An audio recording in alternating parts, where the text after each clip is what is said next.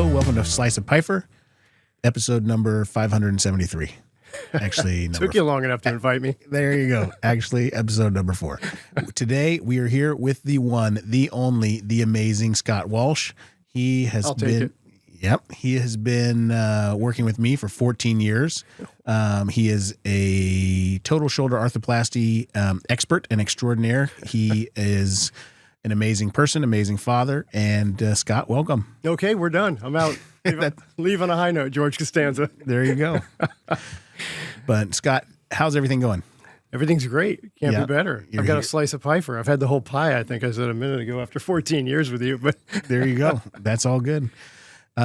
So I think, Scott, I told you a little bit beforehand. We are just talking about surgery, talking about life as a surgeon, talking about life in the OR, but then just life in general, trying to humanize things a little bit for people. But tell me a little bit about what you do. I obviously know already, but tell the people, the good people out here. so you said from the perspective of life as a surgeon. I'm not a surgeon. I didn't play one on TV, and I did not stay at a Holiday Inn Express last night. But I've been involved with surgeons for now the last 18 years of my life. So went to college in the 80s. You should play a sound effect for that one.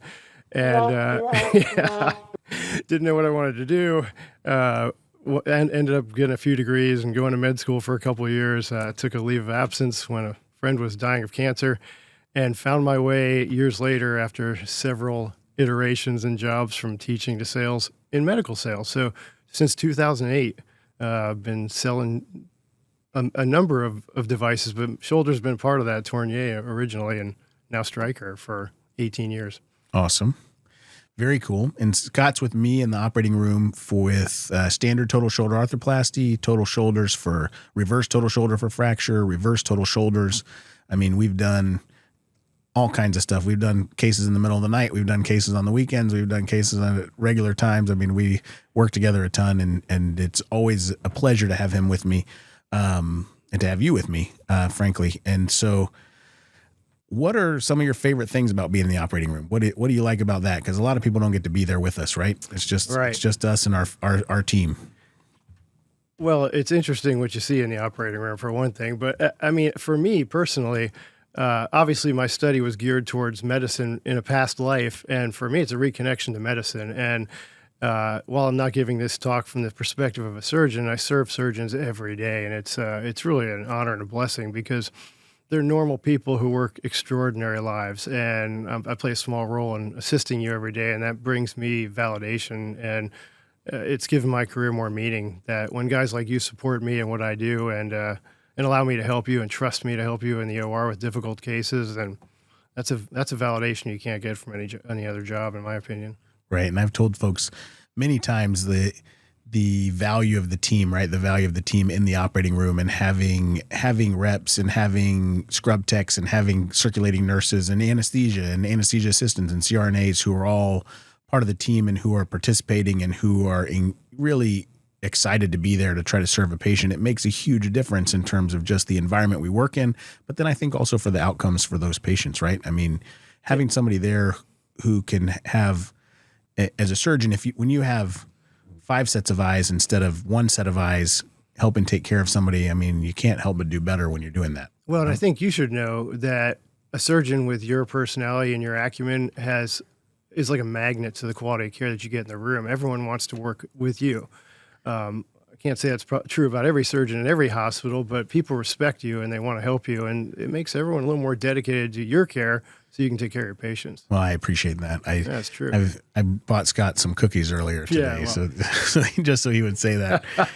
But well, obviously unrehearsed. You asked me today what I was doing later, and I mean, I brought my family to see you. My wife has seen you. My daughter has been in as a patient here, so I love you as a friend, but I trust you as a professional as well. Right, and I think that's the beauty of getting to work with people that you frankly love and respect. Right, getting to be around people who have that desire, who have that ability to think outside the box. And we talked a little bit about just taking care of people in a way that's above and beyond. And that's one of the things that I love about Scott is that he will, he could come in and say, hey, what do you want to do today? We're going to do, you just tell me what, and I'll open the box and we can put in this shoulder and I'll go home and that'll be it. But Scott will dedicate literally hours preoperative planning and considering and thinking about patients. And to me, that's just an invaluable resource, right? That's somebody that makes a huge difference in the operating room because he cares, right? And because you care. And that's why I love having you there. And that's why, I get those text messages the night before that are like, hey, just by the way, this one looks a lot worse than what we were thinking. And we'll go in and we'll sit down and talk about it, talk on the phone, or go through the video, go through the blueprint. I was going to talk with you about that over the course of 18. We said 18 years, right? 18 years for me. Yeah. Yeah. 18 years. But Blueprint's only been out for since 2014. So it's going on the 11th year now. Right. But major changes, right? In the ability to position implants and the ability to decide and balance a shoulder. Yeah. And, a lot of times people ask, well, what's changed? But in the world of total shoulder arthroplasty and shoulder replacements, a lot's changed, right? It's enormous. And I've only been doing this for 18 years. I guess to me, that doesn't sound like a long time. I started back in January 2008. But if you were in Houston in January 2008 and you wanted a reverse total shoulder, which you do weekly, there was a handful of guys in the entire metropolitan area that would touch that case. It was a highly skilled, highly trained case. There were very few experts in the world. It was a burgeoning market. The implants were a few iterations beyond the original design, but the original designs have only been used for a few decades. And they've paradoxically become more akin to anatomic totals. The functionality is better, the implants are better, but the choices were limited. And we'd go into ORs with a few orthogonal views on x-rays, and you'd see a few pictures, you'd guess angles and hope you match sizing correctly with templates that may have been off size with calibration of x-rays. And you made your patients feel better. That's the end of the reason we get along so well is I think it's always focused on one outcome, and that's patient care, right? How's that patient on the table going to do? Now there's such an armamentarium available to me as a rep and you as a surgeon. And so it's incumbent upon us as reps to make sure we're knowledgeable of all those products so we can serve you best and give you all the tools you need because you've got the skills to use them. And guys coming out of fellowships now, even when you came out of Taos, you're standing on the shoulders of the giants and the few giants that there were in the decades before you, and you come out as a fellow knowing as much as the entire world of shoulders knew when I started. So there's been so much sharing of information like there always is among surgeons and in the medical field in general, and that leads to a quick development of the field, right? Because you're all sharing best plans, best practices, and improving upon current designs and making the implants better with the teams that design them and the engineers at the companies like I work for. And it's been tremendous growth to watch. I never thought I could. When I started, I was a distributor carrying all kinds of products that, orthopedics, biologics, you name it. And now it's just shoulders. I never thought you'd be a subspecialty type of rep that could just sell shoulders because I do 1 or 2 or 3 a month, Now that's a bad Tuesday. Right. So, yeah. Now doing three shoulders on a Tuesday, you're like, hey, what happened here? This is crazy. Today, yeah. This is crazy. Oh, speaking of, now that I told you, we're just kind of, you got to tell me about the trip to Europe, the Porsche trip. This is like one of the coolest things that I've heard. This was through the company, right? But you had a great year. And did you get your name drawn out of a hat, or did they actually say they said Scott Walsh, top of the top, we get to go and tour all of Europe in a Porsche? So I was super lucky, and that was right after COVID, and Stryker had bought Tournier. Tournier's been around since I started. That was the original small shoulder company. Alain Tournier was the namesake, and that was bought by Wright Medical in 2015, and then Stryker bought everything in 2020 during the pandemic. So now Stryker and Tournier combined are the biggest shoulder company in the world, and so they have big competitions. And we had a competition that year, and I won for the region, and so 5 people from the country were sent on these trips to Europe, and that was a bucket list. It was an amazing experience because guys like you using the products were the support I needed to give me that impetus to do something I never thought I'd ever do before, and that was drive a Porsche through the Alps in 4 countries. And Fran was with you. Fran was there. She didn't drive. Hi, Fran. She didn't drive the car a single time. She told me she didn't want to. There are some interesting videos you've seen where she's recording us on the Autobahn going 175 miles an hour. Holy moly. But it was amazing going through the Interpass, and you're going through Switzerland and the Alps and Italy and Germany, and you'd see the cows. You'd have to stop for the cows with the bells on, walking through the mountains as you're doing a hairpin turn at 100 miles an hour. Right. That's crazy. G3 turbo. That was fantastic. So that was fun. Yeah, just getting to have those life experiences, right? That's just, I mean, enjoying and loving life, right, is part of it, right? You got to be. We work hard and we love what we do working. I think that's to me that's amazing. But we also get to be with good people. We get to have. You got family. You've got daughters who are now grown up. I'm in the throes of 15 and 16 and 12-year-olds, but mine were younger than that when you met me. Right, and they're just rocking and rolling and living life, and successful adults who are just. It's great to see that. Yeah, it's good to see that with friends. Yeah, it's crazy. One can sing opera in 8 languages, and she's a vocal performance master's, and the other one's getting her master's in cosmetic chemistry, and she's working in a cosmetic chemistry company right now in Dallas. So following their dreams, having fun, it just makes me so proud. Right. Proud papa. That's awesome. Well, that's super, super cool, man. But I should say, you right off the jump here, talk about Europe. I mean, I got to back it up a little bit because my wife would laugh when she sees it. She's like, "You're focusing on the time you took off. You didn't take a vacation for 10 years when you started this job building the business." So yeah, it did lead to some spectacular moments, but man, it took a while to get there. And that's what made it even more rewarding, Right. And people I think don't get to see that, right? The folks who from the outside looking in, when you're working 7 days a week for 10 straight years, right? Nobody gets to see that. But I think it was Jimmy Carr. Somebody said, "Envy the success without seeing the climb." Right. Everybody envies the success, but nobody envies what it took to get you there. Right. Nobody envies what you had to do and how you had to work so hard to get there. The studying you had to do, whether it's going through medical school or building a business or building your organization that's distributing now. In the top. Probably he's number one for Stryker, just so you know. Stryker guys, we're talking to you. Number one in the probably the world. I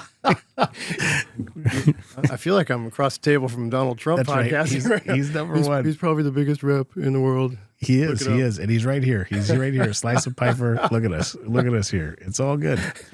But yeah, life is good. And so other things, people. I mean, if you want to get a little personal, right? You have been since what, the late 1970s, diagnosed with type 1 diabetes. That is true. I was not even born yet when I was diagnosed in the 70s. No, I was 9 years old. I was diagnosed in 78, and that's changed a lot too. Talk about changes in medicine. Right. Like right now, I'm wearing an insulin pump and a continuous glucose monitor. So I've got a phone that can tell me my sugar at any moment, and a pump where I can just push a few buttons to dial. But for the first several years I had the disease, we didn't even have blood tests. You had urine in one cup and water in the other, and a little test tube and an eye droplet and a Regent tablet, and you mixed it and saw how many of 4 colors you could discern with a boiling Regent tablet. So that was the initiation of diabetes in the 70s. It's the 3rd leading cause of death. And now it's not on the map. It's a manageable disease, and I think I'm proof that that's the case because I've been here 47 years with the disease. Right. And at the time, I had a 9-year-old kid in the hospital. I had a physician who did not have your bedside manner, who basically outlined the chronicity of the disease as they knew it in the 70s, and said I'd probably be blind within 12 years, lose my kidneys before that, and die before I was 50. So it's always, I've kind of got a glib, fun personality most of the time. I don't know if that comes across on camera, but it's because I had a morbid sense of my own mortality from a young age. And so you live and you enjoy every day, and you get the most out of every day you can. And I found a way to do that with work. This job is a lifestyle, and we talk about how much we work, but it never feels like work because I'm doing it with people I consider my friends, for people I consider my friends, and for people I respect. And that makes it super gratifying when you see great results come from the video game plans we make at home on CTs, Right. And I remember you've told me the story about them telling you wouldn't live past 50. And I was like, well, he's got at least like 15 more years before he gets to 50. So he's all good, right? Well, Fran's talking about broken promises now. It's like, what happened? You told me you'd be gone by 50. Come on, Fran. No. She doesn't mean it, I don't think. I'm with you. Well, very good. Well, one of the big questions that I have to ask on Slice of Piper, what's your favorite, now that we've talked about diabetes and blood sugar, what is your favorite type of pie? So probably the wrong person to ask. Because you don't like pie? Not because I'm diabetic even, it's a sweets related question. I am just, if you ask people that really, really know me, I am so ambivalent about everything. Like I literally change with the wind. I have no favorite song, no favorite movie, no favorite team. I could certainly not name a favorite. It's all conditional and circumstantial. Like right now, Apple comes to mind. I don't know. Like Apple pie. Nice. Piper. Yeah. There you go. If you ask me favorite anything, you're going to get a wishy-washy response. Oh, that's all right. We'll take it. We'll take it. We specifically, as we're kind of looking at shoulders, right? We'll go back to the shoulder replacements. And as we keep moving forward, are you hearing anything coming down the pipe? Are there things that are coming up in the future that we need to be getting excited about? I know we've talked about things like computer navigation. We've talked about patient-specific implants. Right. We did that at the shoulders, right? We did those at the master's course. It's all here, but still burgeoning. The technology's burgeoning. You've been using robots for knees and hips for years and years, but now that's reality for shoulders, and they've been put in since the end of 24. So, of course, Stryker's got the Mako, and their initiative is to get everyone doing robotic shoulders by the end of 26. And the haptics are there, the preparation is there. It's still going to take an amazing surgeon to get the exposure and put the implants in, but we're going to have the plan on the CT dialed into the computer with the reaming and the cut levels and the version, and it's just going to be a much more reproducible system. I think that's the amazing thing, and I'm probably spinning off on a tangent here, but when I started this job, there were a few guys in the world that could handle the most difficult of cases. And then that evolved to very few guys that could do reverse total shoulders. And then the training began, and that propagated through the field. And now a lot of guys come out specializing in just doing total and reverse shoulders like you do.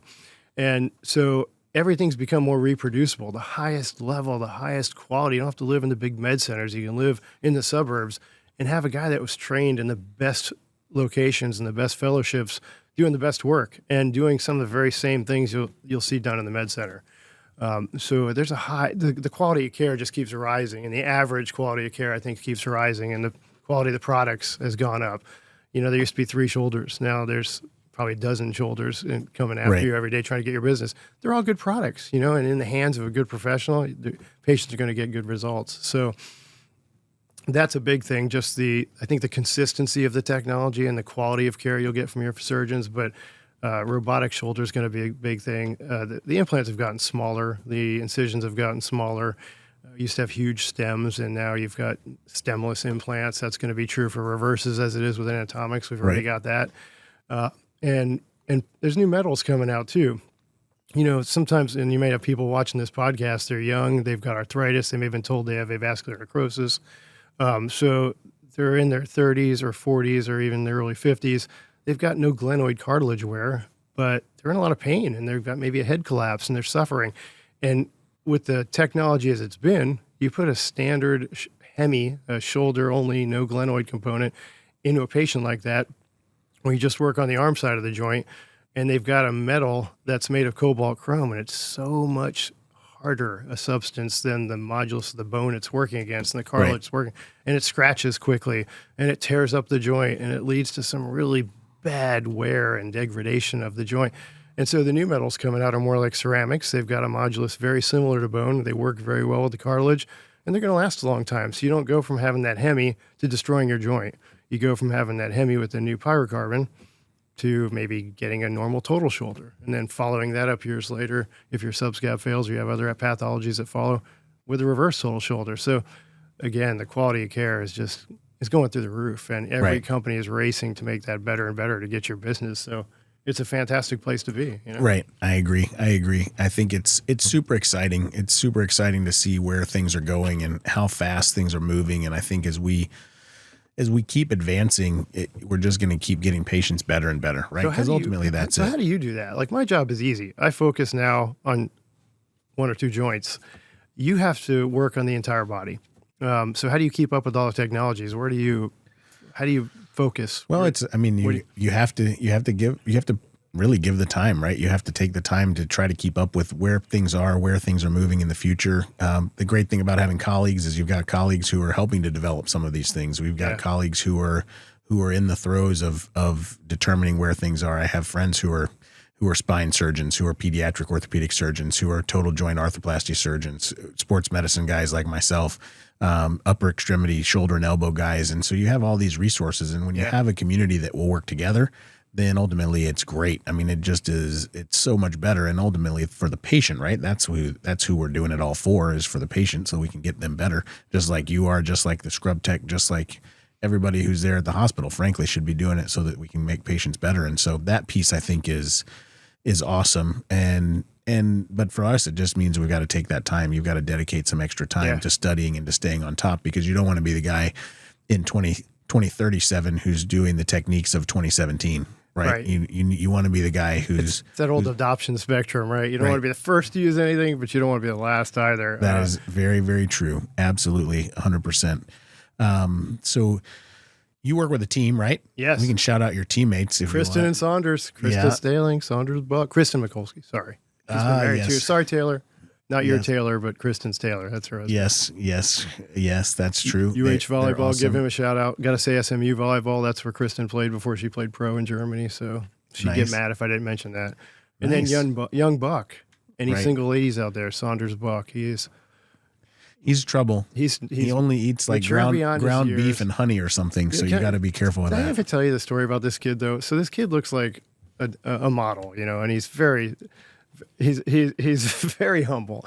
And we were eating at a restaurant one morning after a case, and the waitress came up. She said, "I'm so sorry to bother you, but honey, your face should be on a magazine." And Saunders, in typical fashion, was like, "Oh, thank you, ma'am."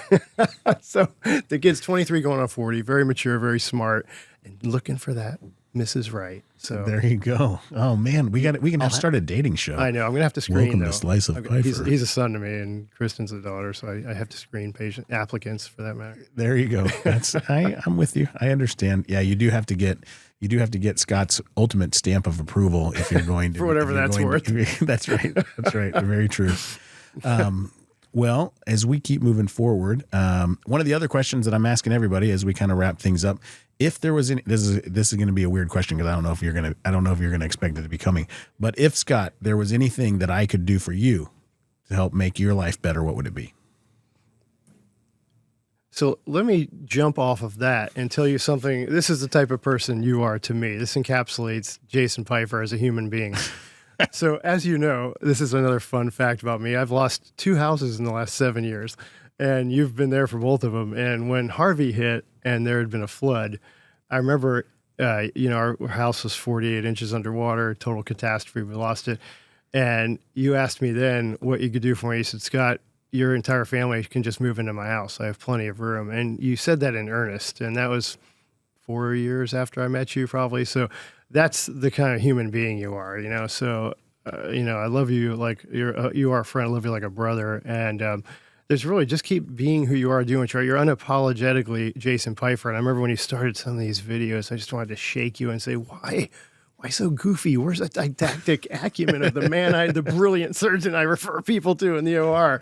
But it's who you are. So you let your geek flag fly and keep doing it because you're one of the best surgeons I work with. And just keep being who you are and being true to yourself and keep planning cases with me and having good results. Well, yeah. Well, I appreciate it. I can tell you, Scott, you know how much I care about you and how much that I appreciate you having you as a friend, and your family, the entire team that works with me, having people, I've talked about this, I don't feel like till I'm blue in the face, but having people who are there, who care about the patient is such a huge asset in the operating room.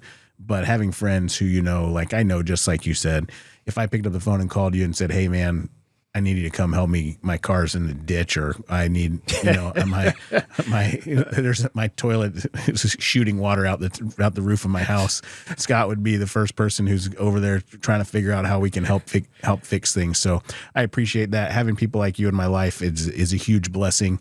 And I mean that sincerely. And it's what we were talking about off camera. It's like you do something you love. It's not a job, it's a lifestyle, right. And it never feels like work. So it's, a day in the OR with you is a good day. I appreciate that. For the patient on the table. Likewise. Right back at you, brother. Yeah. Well, thanks for coming. I appreciate it. That's it for us. There's not an infinite number of people on earth who can come and do podcasts. So you're welcome to come back anytime. We can come back, chat. How many people did you exhaust before you asked me? Before I asked you? Yeah. It's like, we got about 4 or 5 no's. We had to book someone today. So we had to get somebody in here. And I was like, Scott will do it. He'll definitely do it. He'll do anything. Give him a Snickers bar when his blood's low. He's going to be good. He's going to be good. Oh, yeah. The nickname, the Parrot. Yeah, we got to shout that out. That's Taylor. AK Taylor loves having Scott right over her shoulder. Saying, well, I can't. It's easy to see over her shoulder into the joint to give any tips or tricks. It's fun. Tell him to move the pin. Tell him to move the pin. Well, again, Scott, thank you so much for being here. I love you, brother. Thanks for inviting me, brother. Anytime. Absolutely. Have a great one. Yeah, you too. All right.